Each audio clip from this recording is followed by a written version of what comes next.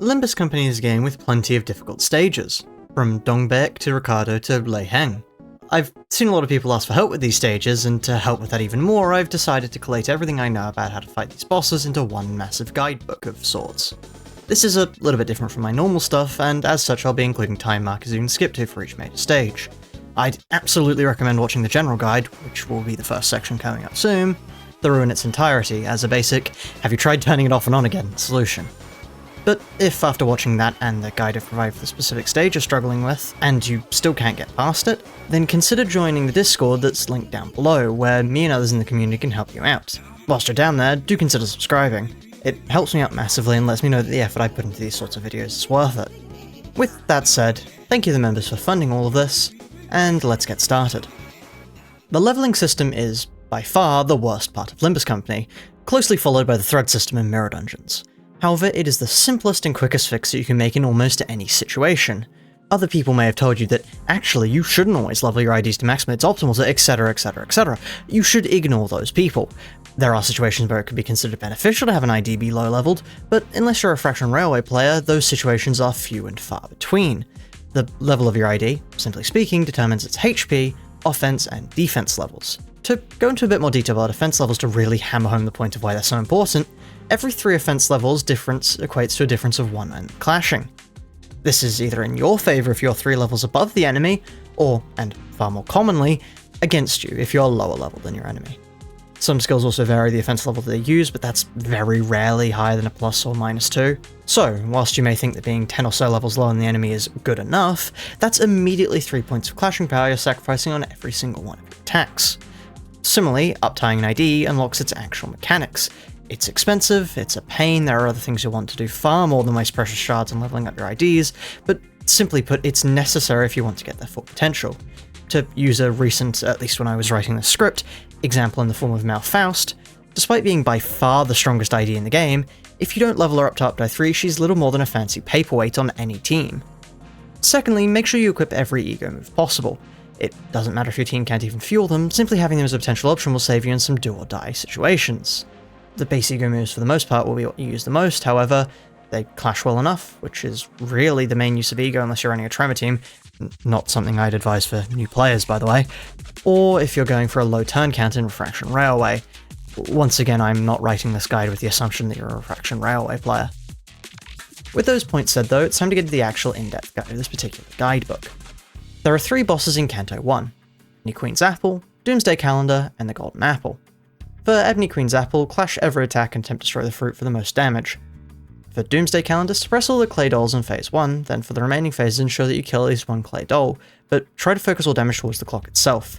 If you don't stop it before it reaches the end of phase 4, you'll need to sacrifice a sinner to deal with its events.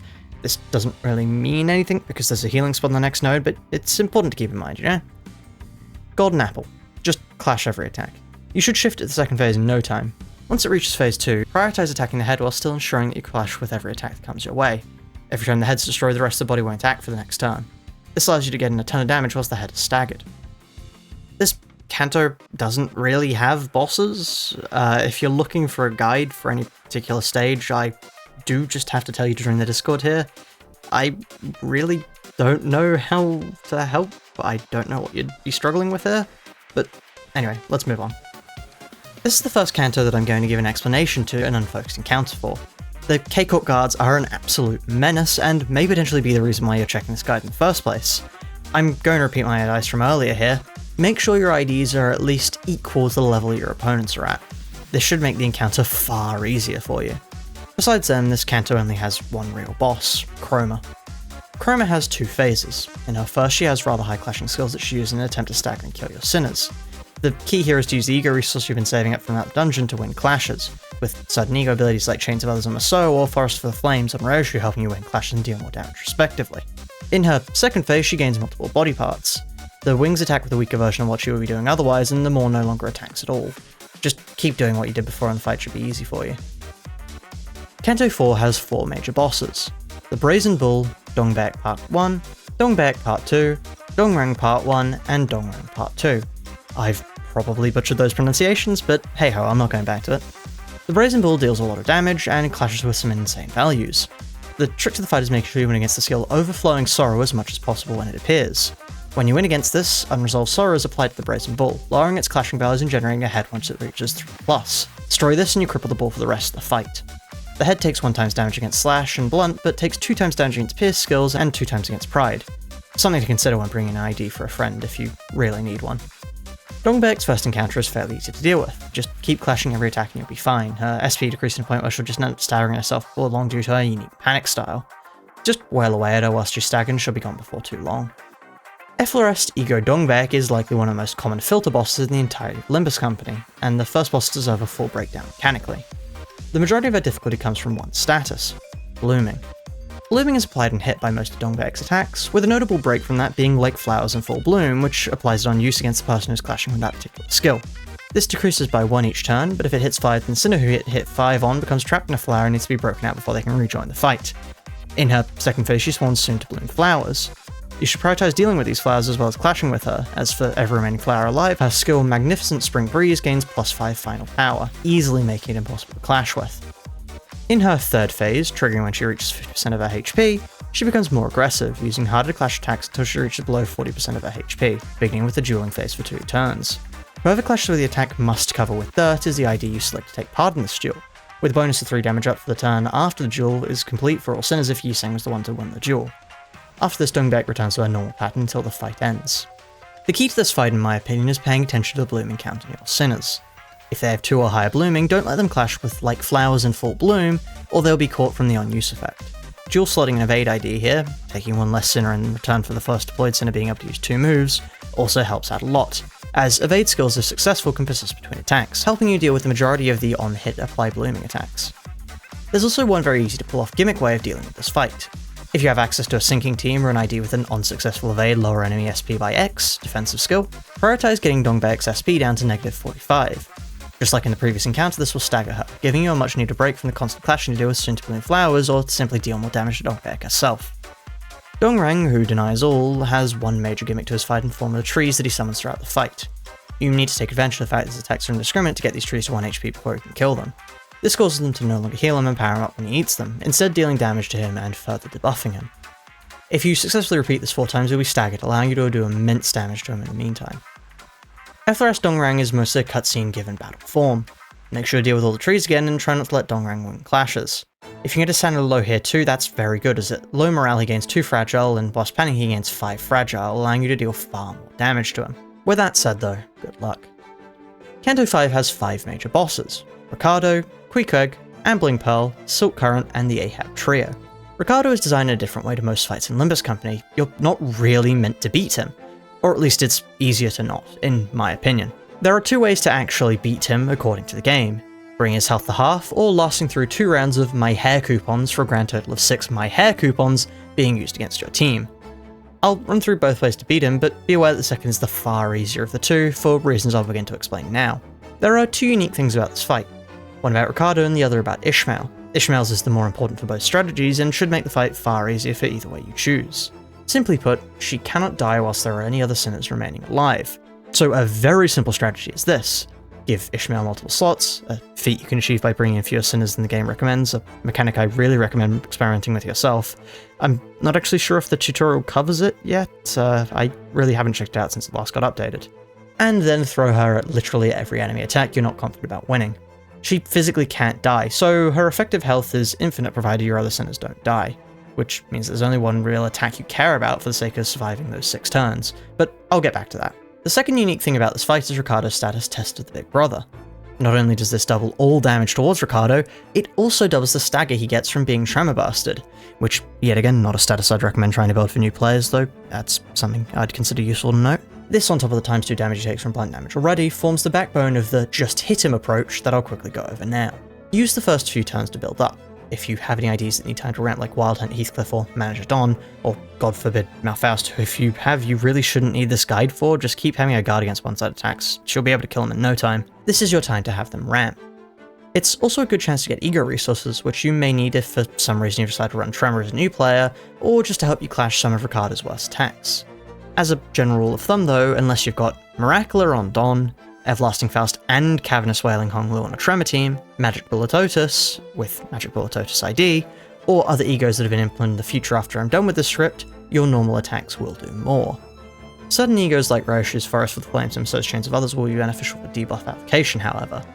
After you're done with these opening stages, always offset his guard skill and attempt to clash with everything. His counter payback will hurt, but it should be a drop in the bucket compared to the damage you're dealing if you've got a blunt team. Before long, Ricardo should be dead and you should be free to move on. If, however, like me, you had a slash team going into this fight with some of the worst IDs going, now's where the fun begins. It's time to abuse Ishmael's temporary immortality. To prove my point, I'm going to be beating this fight with only base Ishmael on the So, but you can pull it off with literally any Ishmael ID paired with an ID that's good at tanking. You're going to want to run these two and these two alone. This is making use of that multiple slot mechanic I was talking about earlier to give you as many slots of Immortal Ishmael as possible at 3. Adding one more sooner would only give you 2 slots each, and adding one less would cause Ishmael to lose her Immortal status. With this setup, the initial waves had a very different purpose than before. Now you want Ishmael to take as much damage as possible for one simple reason. Doing this will remove her stagger bars. Once they're all cleared, she'll never stagger again for the rest of the fight. This is very important because it lets us use her to absorb damage from Ricardo when he arrives. With that setup, you can proceed until you reach the 3rd wave. What you're going to want to do here is simple. Have Ishmael take every hit you don't think you can win the clash of, and have the other person you brought with you clash what you think you can handle. Then, when Ricardo uses my hair coupons, it's time to move into a pure defensive stance. This is an AoE attack, which means our old strategy simply using Ishmael to soak up all the hits we can no longer works. Instead, you'll need to defend against each my hair coupons, ideally surviving the full 2 loops you need easily until the fight at last will end. But with that said, good luck. Queequeg's fight has 2 parts, with both sharing a general strategy: get rid of the ads. Not only are the Pequod villagers stupidly powerful, they all buff Queequeg herself by giving her more offense and defense levels at all times, boosting her clashing power like I introduced at the start, as well as giving her coin power up, increasing the value she gains upon hitting heads on coins. The first phase and second phase share a mechanic, Prey Mark. This will be important later on in the Canto, but for now all you need to know is that cause whoever it's applied to be targeted by every enemy. If you're not confident about winning every clash and think you'll be forced to let some damage go by, it's a good idea to have your tank clash starting hunt in the first phase to take this aggro. In the second phase it's automatically applied to whoever has the lowest HP percentage, so you'll just need to roll with the punches then. Ambling Pearl is one of very few bosses in Limbus can use poison and is effectively a DPS race. Once again, just deal with all the ads and the boss becomes far easier to take down. Siltcurrent is akin to Ambling Pearl if you were to put Ambling Pearl on massive performance enhancers. You'll want to break at least one of the flotsam each turn, so it's a good idea to delegate at least one high damage move towards one each turn. Siltcurrent will end up dealing damage to itself, then attacking these shards, 34% at a time, which will see you through the fight. Aiming for the fluorescent part is a good idea, as destroying it gives you the buffs that Siltcurrent has, and gives Siltcurrent the debuffs you have starting the fight. The Ahab Trio is one of the most interesting bosses in this game, on account of how clearly understanding their gimmick changes the difficulty of the fight. It's my personal favourite, really, rewarding you for knowing how to deal with it very well, in a considerably satisfying way, I feel. The centre of the fight revolves around Ahab's Prey Mark. Inflicted at the same time as assisted defense and offense, the stat is the mark of Ahab's gimmick. Whilst in play, both Ahab and Starbuck will focus all of their attacks towards this ID, with Queequeg forcefully redirecting all attacks aimed at Ahab towards herself. This makes you unable to clash with them. Improper handling of the status will lead to the death of your sinners very quickly. So how do you deal with it? Well, very simply, Ahab's hunt phase ends as soon as Queequeg's guard is broken. So the basic idea of the fight is this: deal with Starbuck immediately before Prey Mark can be triggered, then clash with Ahab's track them to the end with your best tanking ID, before focusing your entire firepower on Queequeg the turn after. Breaking her shield in phase 1 will cause her to stagger, giving you the opportunity to focus down Ahab. This repeats for phase 2, with Ahab becoming slightly more aggressive and Queequeg no longer stagger under defense being broken. Keep your aim true, however, and you'll beat them in no time. I'd illustrate what to do with Gas Harpoon here, but if I'm being honest, I never struggle with them. Just spam ego and enjoy the story. Bamboo-Headed Kim is effectively the same boss both times you fight him, however his second iteration is by far the harder version for one small change, so it's the version I'll be talking about. Just know that the same general advice applies for either version of the boss you need to deal with. Something to note immediately is that Bamboo-Headed Kim is a fake negative coin ID, and by that I mean his sanity works the exact same as a normal enemy. He gains SP on Clash Lose and Lose on Clash Win, effectively causing him to function as a normal enemy with his negative coins, bar one very important caveat. Sinking teams do not work against him. At least not for their intended purpose. I can beat the living daylights out of him with a sinking team with little to no issues, but that's because the real archetype of a well-made sinking team is damaged, not sinking, counterintuitively. Regardless, there's one mechanic and one attack to care about for this fight: Growing Resentment and To Claim Their Bones. The former buffs Kim, giving a fixed damage on To Claim Their Bones and allowing to heal on his alternate To Claim Their Bones that uses below 20% of his HP. To Claim Their Bones is the important part of this fight, and is what you're going to need to deal with to be able to beat Kim. There are, in my opinion, two ways to pull this off. Either stagger him before he gets to use the move and beat his shins in, or you're going to need to tackle the skill head on. To claim their bones causes him to gain 200 shield upon combat start. This needs to be removed before the skill gets used. If you don't manage to get rid of the shield before he uses to clash with you, he gains plus 10 clash power, causing the attack to have a max hit of 38, and forcing you to win a clash against, at best, a 30 rolling skill. You do not want to have to do this. The strategy, therefore, is rather simple. Have your lower speed ID clash with this attack when it appears. Whenever you see the counter Yield My Flesh, you should consider using a haste move here, because this will allow you to actually control who clashes with him for the next turn for consistency's sake. After this, have everyone attack. If you're uncomfortable with the idea of having to win every clash thrown your way, then just one-side him, apart from on to claim their bones.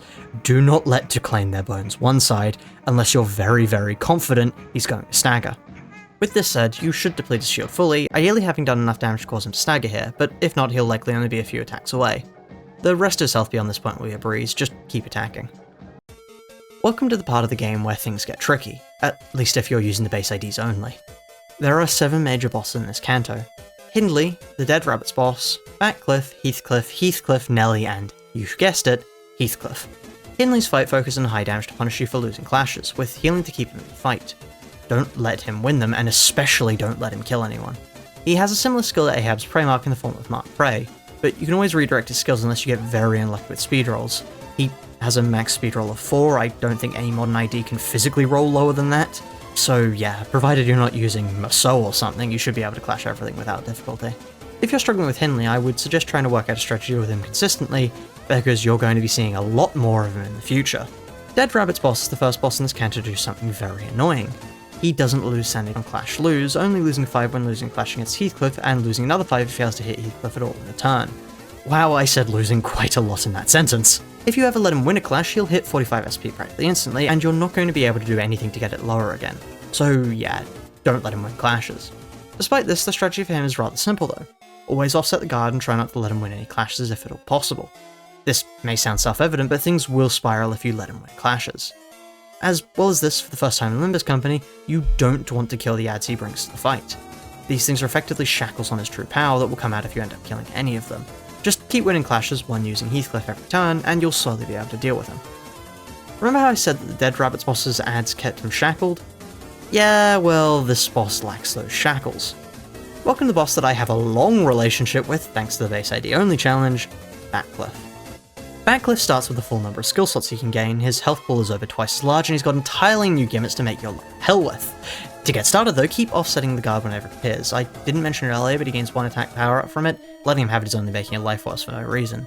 His SP situation is still absurd, but there's something interesting we can do to remedy the situation later on in the fight. Now for some more new. If Heathcliff ever dies in this fight, you will lose. No ifs nor buts about it, if he goes, you go. You will want to double slot Heathcliff solely for the additional consistency it gives you. Trust me, losing a run to a bad speed roll does not feel good. Additionally, Batcliff has the mechanic of explosive affinities. Simply put, he takes more damage from their particular sin type whenever it's present, as well as gaining certain buffs upon being hit. These affinities are Explosive Wrath, Explosive Gloom, and Explosive Envy respectively. All of these give offense levels upon being hit, up to a maximum of 9, but Explosive Gloom and Envy both have an additional ability to them. Explosive Envy inflicts 2 bleed potency and count upon the attacker, and Gloom deals 3 SP damage to the attacker, as well as applying 1 sinking count onto Batcliff. Did you catch that? Explosive Gloom gives 1 count per hit on Batcliff. Now, that might not mean much to you, but this is a major difference. This is the reason why I said to bring the sinking ID, because applying any potency to Batcliff at this point in the fight will effectively trivialize the final stage, provided you don't accidentally cause it panic. This is the strategy I use for the base ID only run. Clash every attack you could, and attempt to stagger him whenever you use the explosive affinities. These give him 6 offense level up and 3 haste a turn after expiring otherwise, enough to have him potentially 1 turn Heathcliff whilst you can't do anything to stop him. Try and make sure that Heathcliff has as much SP as you can get him before Batcliff reaches 40% of his health, because this will trigger a combat event that upon success will grant Heathcliff 5 protection and 3 attack power up for the rest of the fight, enough to effectively guarantee that he won't die upon entering the final phase.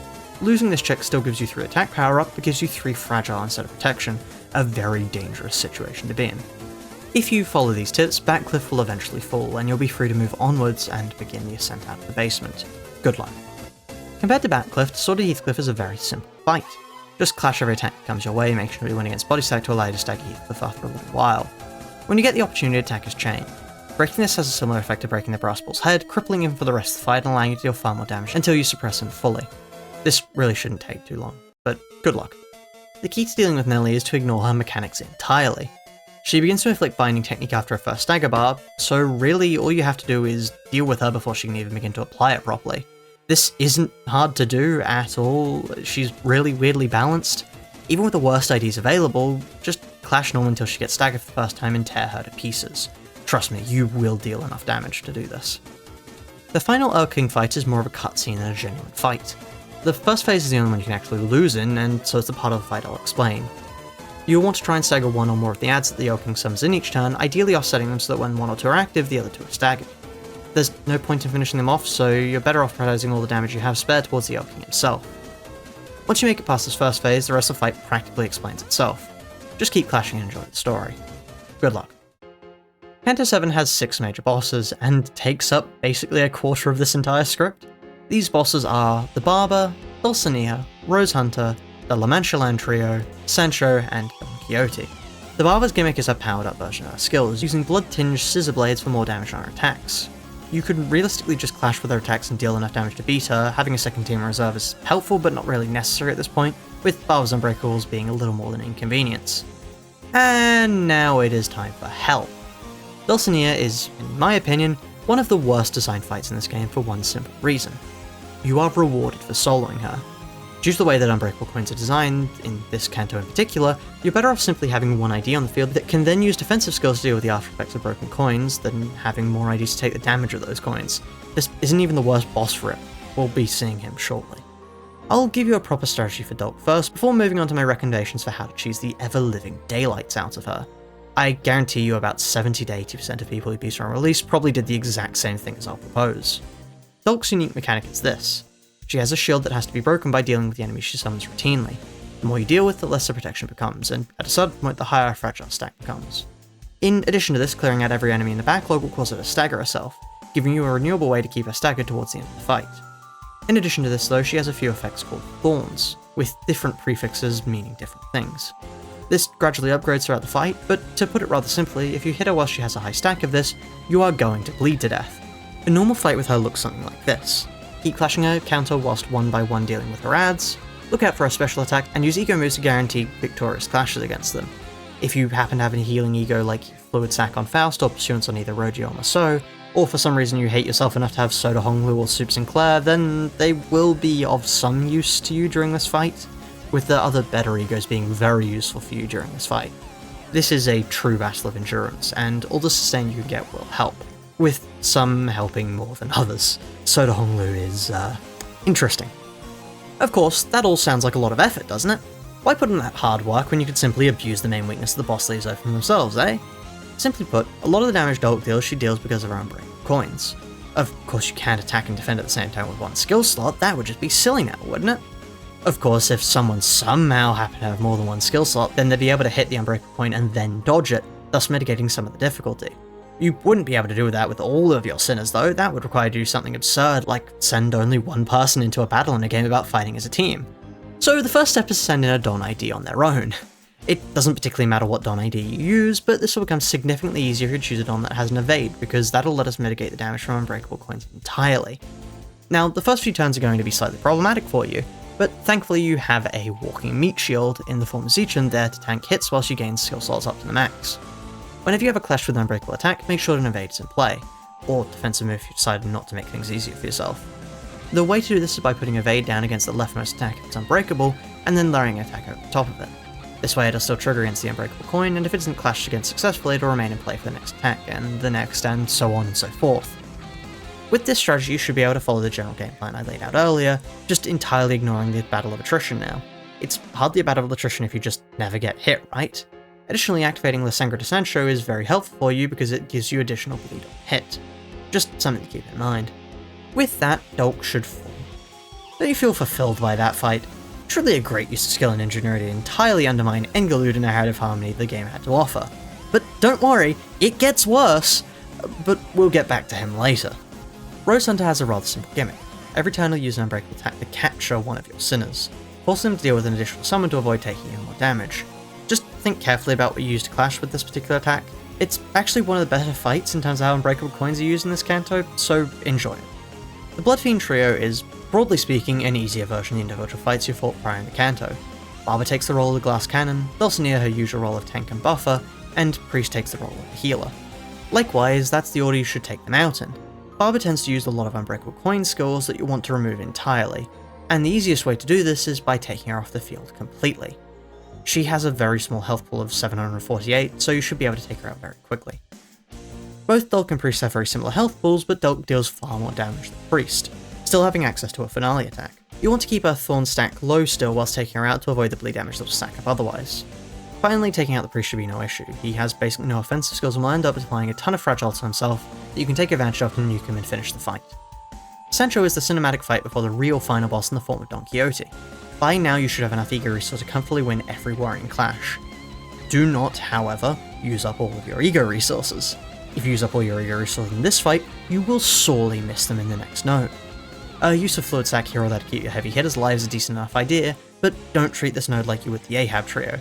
This is nowhere near what you're about to see. In terms of strategy for Sancho, other than winning all the clashes you can, she's mainly a matter of trying to avoid as much bleed from stacking up your ideas as possible, as bleed building up will cause Blood Feast to increase, and as Blood Feast increases, she becomes stronger.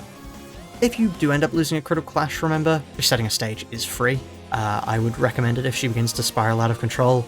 It's probably going to be quicker than trying to fight the stage out. Don Quixote is, arguably, the worst boss in Limbus Company.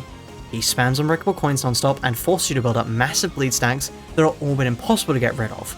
If you have either the whip or the day ticket ego gifts, and you've reached this point without having the Bloodfiend IDs as a possible team, you have two real choices in my books. Do a solo, or reset. For the sake of this tutorial, I'll be explaining initially how each phase works, and explain the strategy I would use to beat this boss if I had to again. Let's get into it. In the first stage, Don will summon gondolas that bring enemies onto the field that you need to deal with. This is your chance to ramp, if you have any IDs that need time to set up. Try and use as many times as you can without the gondolas exploding, something that happens a few times after their entry to the field. Whenever Don attacks you with a massive attack in his Ferris wheel form, just use a defensive skill to mitigate most of the damage from it.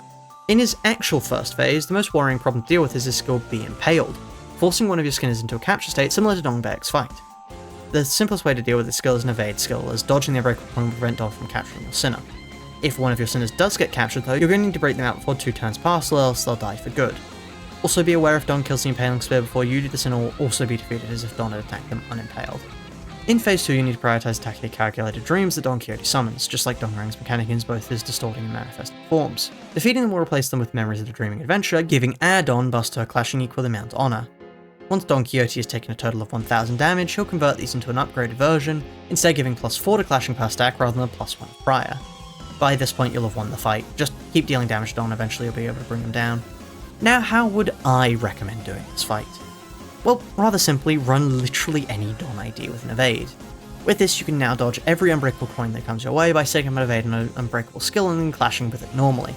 This will remain until the evade loses, allowing you to use every other skill slot to play normally. Once you hit phase 2, you effectively win, with each skill gaining up to +4 and then +16 to their max hits. This trivializes the fight, and is the main reason why I consider Don Quixote a bad boss. The way he's designed is flawed, rewarding you immensely for using only one sinner in a game that's supposed to be about fighting in a team. But that's besides the point. Do enjoy. I'll be talking about the special stages here for the checkup and the sweeper stage in particular here. They don't really need much explaining, but it should hopefully help you get the EX clears if you're struggling. The key to Meaningless Wrath is speed. If you can clear out the enemies quickly enough, then the stage won't be a problem.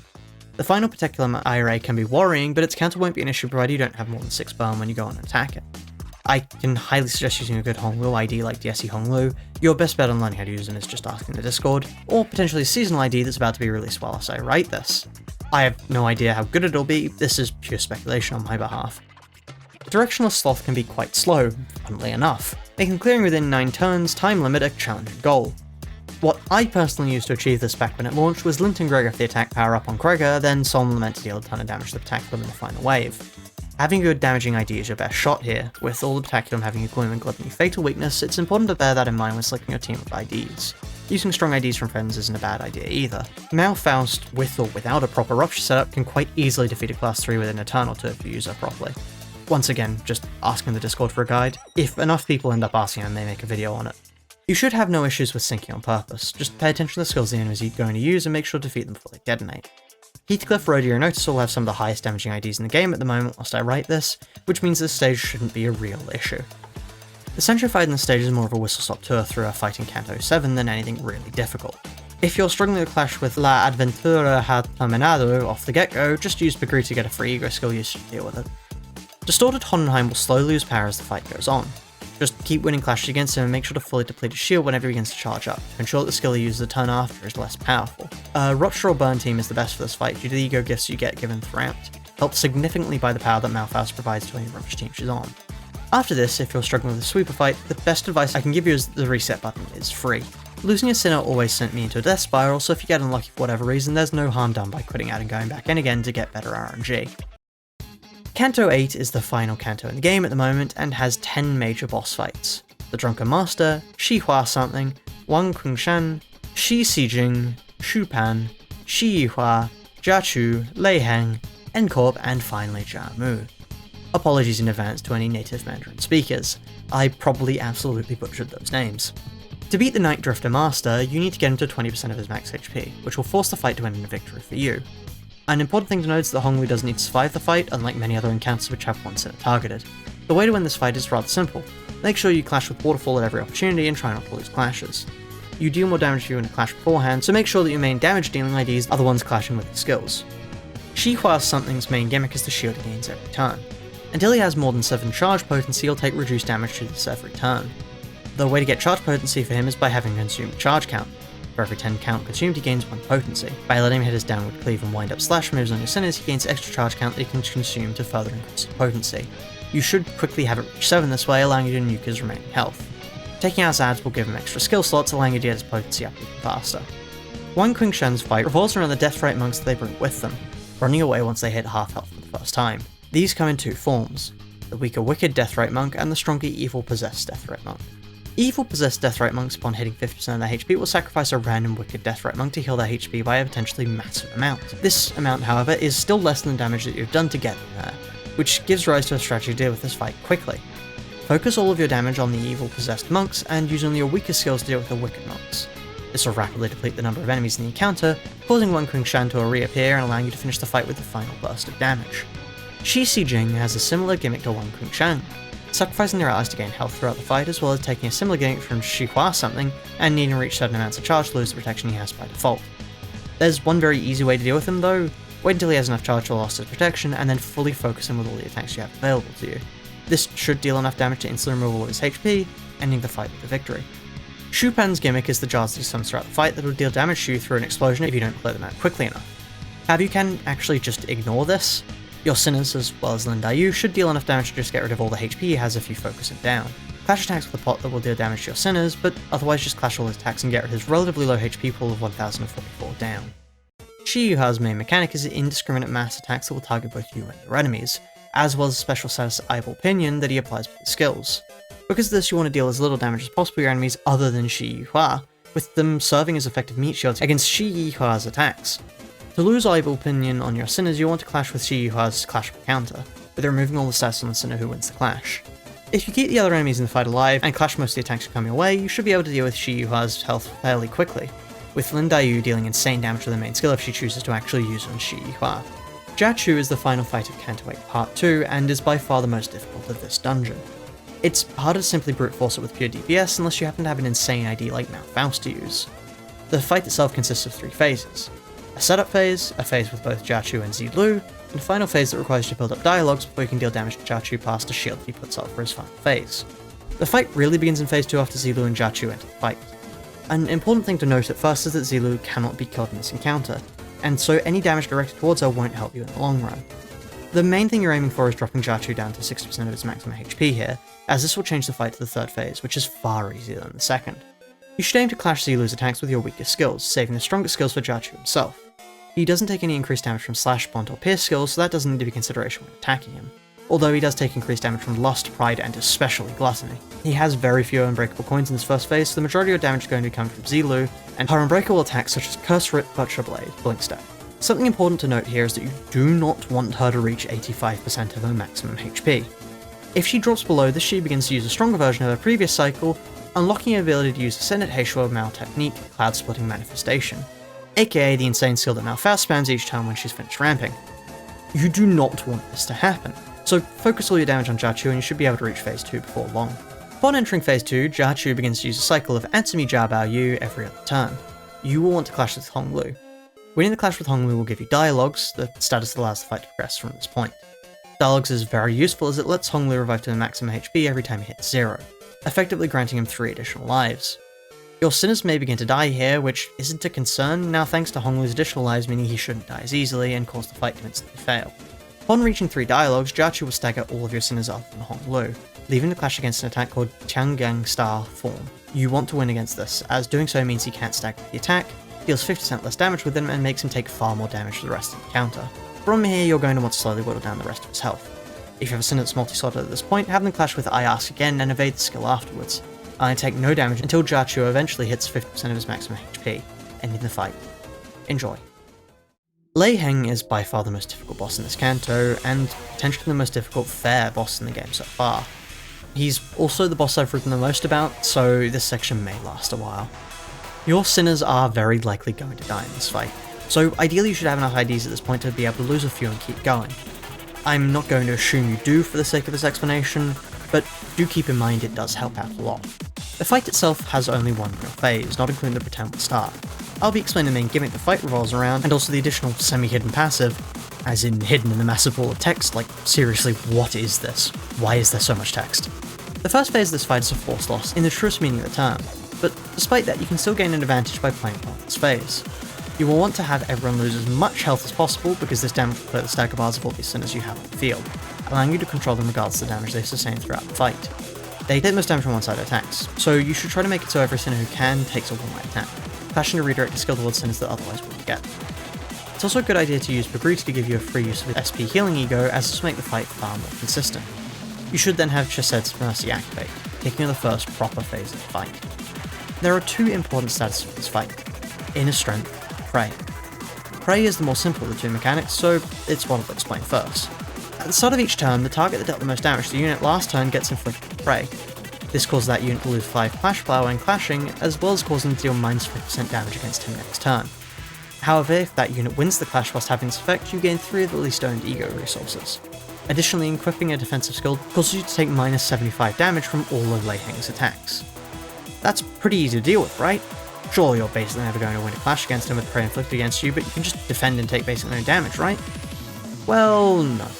That's actually the opposite of what you want to do.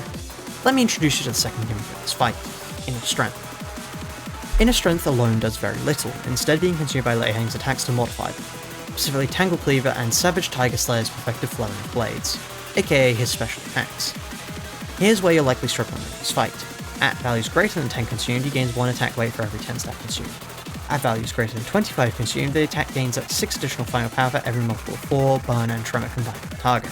And for a 6 coin attack, if he consumes the maximum total of the upgraded version of Inner Strength of 50, each of his coins gains 1 additional power and he deals 50% more damage. If you get hit by that, at that point you are going to lose every sinner on the field. So rather simply, the main goal you should have in this fight is not letting him build Inner Strength. Well, how does he gain Inner Strength then? It's rather simple. Every attack he wins he gains counter equal to or double the amount of clashes upon an attack up to a maximum of 5 activations per skill, and he gains 2 to 3 stacks when hitting with an opposed attack, once again for a maximum of 5 activations per skill. Unopposed attacks are any that require the sinner to be hit, normal counters and shield attacks apply here.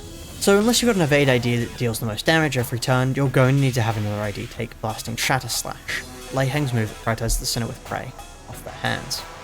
So that's his gimmicks explained. But there's one more thing I hadn't mentioned, and that's the very hidden sentence: if this unit has 3+ blind, the above effect, referring to his SP healing / damage gaining passives, does not activate. With this, you can effectively utterly shut down a major way he deals damage, and allow yourself to gain an SP lead on him even later into the fight when he begins to heal a metric ton. So what's the general strategy I pose? Well, in phase 1 of this fight, you're going to want to do what I recommend at the start of this section. Make sure everyone takes as much damage as they can to remove their stagger bars, and think about potentially using SP healing you to put you in a better position going into the first proper stage of the fight. When the cutscene ends, you're going to want to try avoid losing Clash wherever possible, and under no circumstances let him one-side you. If you have a way of sustaining more than 3 bind and Lei Heng, do so, especially towards the end of this fight. If you have attacks to spare, clashes counter first. This causes him to lose a bullet, allowing you to take slightly less damage for the rest of that turn. It may take you a few tries to be lost to unfortunate rolls, but you only introduce him to about 20% of his maximum HP, at which point the fight will be in favour. Good luck, and enjoy. Jamu is the last encounter this guide is going to cover for one simple reason. She's the last boss currently in the game. I really can't talk about bosses that don't exist. I haven't really cracked the ability to be a prophet. She's another endurance fight like Jiachu, except she's really not that difficult in the grand scheme of things. One very important thing you need to note is what Honglu is clashing throughout this fight, as unless you're paying attention you can inadvertently make the fight far harder for yourself. If Honglu ever loses a clash, he'll gain Heaping Obedience, a status that stacks up to 3 before applying Hollow Obedience, giving him -2 clash power against Jiamu and massively buffing it. She has 6 phases, 1 in human form and 5 after resonating with the Golden Bow. The human form is rather easy to deal with, having a few unbreakable coins and only need to reach 50% of her HP to trigger the next phase. The second phase and onwards of her fight is the real thing. This is long, and it used to be far longer, so I'll go phase by phase and explain the key points you need to pay attention to. The second phase introduces a new thing that can potentially make your run far harder, the move Precious Jade's Cradle. This is a fixed target attack that will hit Honglu, dealing 0 damage to him but staggering him and forcing him into a Precious Jade. This buffs Jiamu as well as giving her quite a lot of shield HP. You'll want to destroy this as soon as possible to free Honglu, as if you don't before 3 turns are up, you'll use a self-detonating move and debuff himself upon being freed. Getting her to 85% of core HP will start the third phase of the fight, granting Honglu happiness, increasing her clash power by 1, giving revive to 50% HP once in the fight, and it nullifies the effect of Precious Jade's Cradle and debuffs Jiamu when she attempts to use it, as well as granting you 1 random ego resource from the 3 least owned. Here she begins to use stronger attacks, with the most noticeable change being you do not know the Fathoms of the Eye's powers, its special nature. Clashing this with Honglu will convert all its coins to unbreakables. This is a problem that you can avoid simply by not having him clash with this attack. Otherwise it's business as usual. Getting her to 60% of HP will grant Honglu happiness and joy, healing the unit with at least SP for 5 each clash win. This phase is actually quite easy and mostly just serves as a filler phase. Get her down to 40% HP to move on to the 5th. The 5th phase grants Honglu happiness, joy, and sorrow. The final power of all skills is now increased by 3, as well as giving all remaining allies at turn end 1 attack power up next turn when an ally dies. She summons 5 adds here that will grant her too much shield HP for you to attack through. Repeat what we did with Dongrang before her and get them to 1 HP. She'll absorb them, staggering her and applying 5 fragile. This is your chance to strike. You can rapidly get her health down to 15%, beginning the 6th and final phase of the fight. Honglu now has happiness, joy, sorrow, and wrath. His full buffs are as follows. Final power +5, allies heal 5 SP at every turn start. When an ally is killed, all allies gain 1 attack power up next turn, heal to 50% of HP upon dying, increased damage by 30% of total HP this unit has cumulatively lost during this encounter. On clash win, gain 1 random ego resource from the 3 least owned resources. It's safe to say at this point you're not going to lose. She only has 714 health left. Keep clashing well and finish the deal. You've not got long to go now. Good luck and enjoy.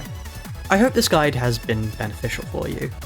It's a very long one. Before even editing, it's currently telling me it's going to be out 56 minutes, so we'll see if it ends up being longer when it eventually hits the editing room.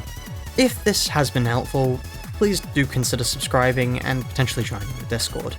I really do appreciate it, and it's great to see the number go up. Simply put, it makes me feel like I'm on the right path. But with that said, thank you for watching, and I hope you've enjoyed. And especially, I hope this has actually helped you out. The main goal of this is to be a guide more so than an enjoyable video, but if it has been an enjoyable video too, then that's an additional plus. But with that said, good morning, good evening, and good night. And good luck with any challenges you may face in the future.